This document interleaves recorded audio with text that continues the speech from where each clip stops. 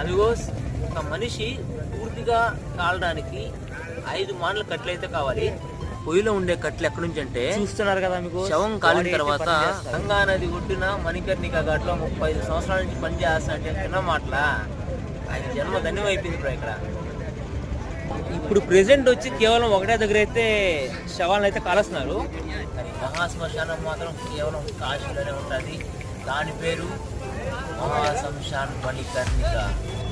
సబ్జీ, చావల్, chapati.